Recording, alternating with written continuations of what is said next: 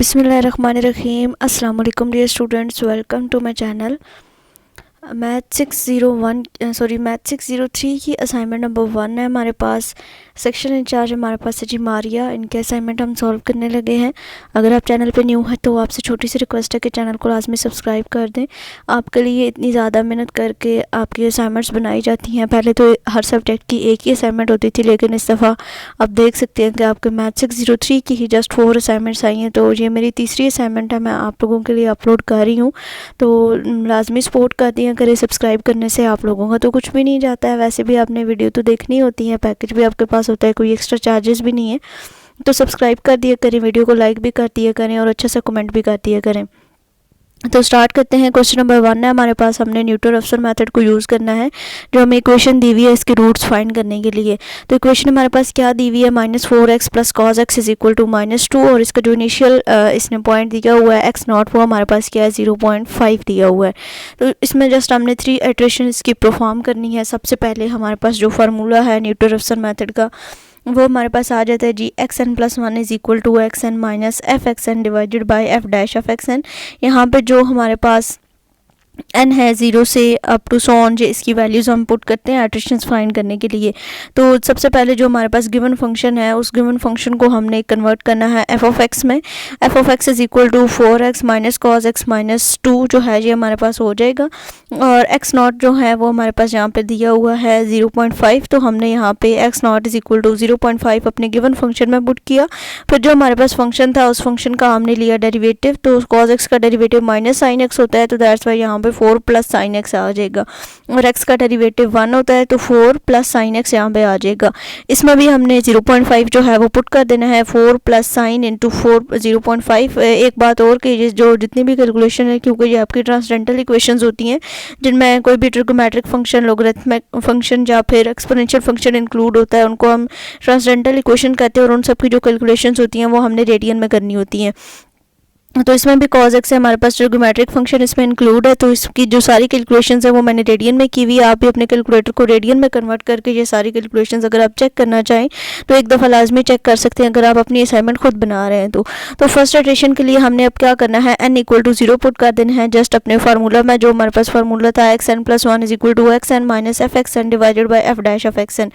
जब पुट किया तो हमारे पास बन गया x1 is equal to x0 minus f x naught divided by f dash f x naught. अभी जो हमने वैल्यूज़ फाइंड किए सिंपल हमने वो वैल्यूज़ पुट किए हैं।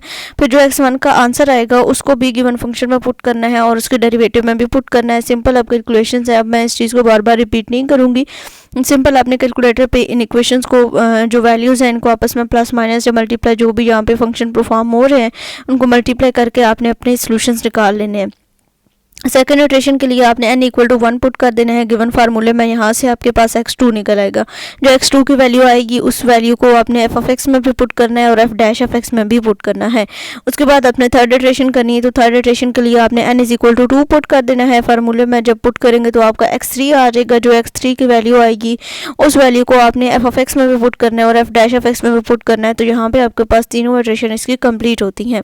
सेकेंड क्वेश्चन आपके पास जी, आपके पास एक सिस्टम दिया हुआ है जिसको आपने क्राउड्स रिडक्शन मेथड से सॉल्व करना है। और सबसे पहले जो है वो क्राउड्स रिडक्शन मेथड को हम एलजो मेथड भी कहते हैं, या एलजो फैक्टराइजेशन के मेथड से ही इसको सॉल्व किया जाता है। जो एलजो फैक्टराइजेशन का मेथड होता है उसको हम क्राउड्स मेथड भी कहते हैं। तो गिवन सिस्टम को हमने पहले मैट्रिक्स में कन्वर्ट कर लिया है। लेफ्ट हैंड साइड पे हमारे पास दो मैट्रिक ए और एक्स का मैट्रिक बना है। एक्स में हमारे पास वो सारे वेरिएबल्स आते हैं जो अननोन होते हैं। यहाँ पे एक्स वाई जी है वो हमने लिख लिया और बाकी सारे जो कंपोनेंट्स हैं वो सारे ए के मैट्रिक में आते हैं। और जो बी का मैट्रिक है वो राइट हैंड साइड पे जो 10, 18 और 16 है इक्वेशंस के राइट हैंड साइड पे वो हमारे पास बी का मैट्रिक बनेगा। यहाँ से हमने लेट कर लिया कि जो हमारे पास एल जो है वो इक्वल टू ए के है। एल का मैट्रिक हमारे पास लोअर डायगोनल मैट्रिक होता है जिसमें हमारे पास जो डायगोनल एंट्रीज होती हैं वो 1 होती हैं, और जो हमारे पास यू का मैट्रिक है वो अपर डायगोनल मैट्रिक होता है। इसके डायगोनल के नीचे सारे 0 होते हैं, बाकी जो इसका मेन डायगोनल है उसमें सारी हमने वैल्यूज़ फाइंड करनी होती हैं। एल जू इज इक्वल टू चूँकि ए था तो एल और यू के दोनों मैट्रिक्स उसको मल्टीप्लाई करने के बाद आपके पास एक मैट्रिक आएगा, उसको अपने ए के मैट्रिक की इक्वल रख लेना है। यहाँ पे इन इक्वेशन को सिमिल्टेनियसली आपने सॉल्व करना है। फर्स्ट वाली जो 3 वैल्यूज़ हैं u11, u12, u13, ये वैल्यूज़ आपके पास एज इट इज़ आ जाएंगी। 2, 1, 1 इक्वल हैं चूँकि तो सारे एलिमेंट्स एक दूसरे के इक्वल हैं। बाकी जो इक्वेशंस है उनको सिंपली जो है वो आपने सॉल्व करना है। L21 U11 is equal to 3 है। यहाँ पे आपने U11 की वैल्यू पुट की तो आपके पास आंसर क्या आ जाएगा, 3/2 आ जाएगा। इसी तरह से बाकी वैल्यूज़ भी आपने आराम से इनको सॉल्व कर लेना है। आप एक दफ़ा बेशक कैलकुलेशन आप रीचेक कर सकते हैं, अगर आप अपनी असाइनमेंट खुद बना रहे हैं तो आप इसकी एक दफ़ा कैलकुलेशंस करके चेक कर लीजिएगा, मे बी कोई मिस्टेक ना हो। बाय द वे मैंने पूरा चेक किया है, मैंने अपनी पूरी कोशिश की है कि 100% एक्यूरेट सोल्यूशन है, लेकिन एक दफ़ा आपने कैलकुलेशन को रीचेक लाजमी कर लेना। अगर कोई मिस्टेक होती है तो आप कमेंट बॉक्स में नीचे मेंशन कर सकते हैं ताकि और किसी स्टूडेंट से मिस्टेक ना हो। अच्छा, यहाँ पे सारे एल्स की और सारे यूज़ की वैल्यूज़ हमारे पास आ गए। तो हमारे पास जो एल और यू का मैट्रिक था उसमें हमने सारे एल और सारे यूज़ की वैल्यूज़ को पुट कर दिया है। पुट करने के बाद हमने लेट किया कि जो हमारे पास यू एक्स है वो इज इक्वल टू किसके है, वाई के है। तो वाई का जो मैट्रिक है वो हमने लेट कर लिया है y1 y2 एंड y3। अगर u of x is equal to y के है तो इट्स मीन कि आपके पास क्या आ जाएगा, L y is equal to b. ठीक है, यानी कि L y equal to b आपके पास आ जाएगा। तो यहाँ पे अपने एल का मैट्रिक लेना है जो जिसमें वैल्यूज़ अभी आपने पुट किया वो मैट्रिक, और साथ में y1 y2 और y3 का matrix is equal to b का मैट्रिक जो हमने स्टार्टिंग में बनाया था वो। सिंपल जो लेफ्ट हैंड साइड पे मैट्रिसेस हैं दोनों उनको आपस में मल्टीप्लाई करके राइट हैंड साइड वाला जो बी का मैट्रिक है उसके इक्वल रख लेना है। इनको भी सिमिल्टेनियसली सॉल्व करना है। y1 की वैल्यू आपके पास 10 आ जाएगी। सेकंड वाली इक्वेशन में आपने y1 पुट किया तो आपके पास y2 की वैल्यू 3 आ गई। थर्ड वाली इक्वेशन में y1 और y2 दोनों पुट किए तो आपके पास y3 आ जाएंगे। y का मैट्रिक कंप्लीट हो गया, 10 3 एंड -10 आपका आंसर आया। और u of x is equal to हमने y रखा था। यहाँ पे यू के और एक्स के मैट्रिक को लेफ्ट हैंड साइड पे आपस में मल्टीप्लाई करना है। यहाँ पे आपके पास 3 इक्वेशंस बनेंगी। फिर यहाँ पे अपने बैक सब्स्टिट्यूशन करनी है, यानी कि आगे आपने y1 y2 y3 स्टार्टिंग से आगे शुरू किया था, अब आपने बैकवर्ड चलना है, यानी कि लास्ट पे आपकी z की वैल्यू आई है। z की वैल्यू आपके पास आएगी 10/19। सारे स्टेप्स मैंने यहाँ पे मेंशन नहीं किए क्योंकि 5 मार्क्स के क्वेश्चन है तो इतना ही बहुत है।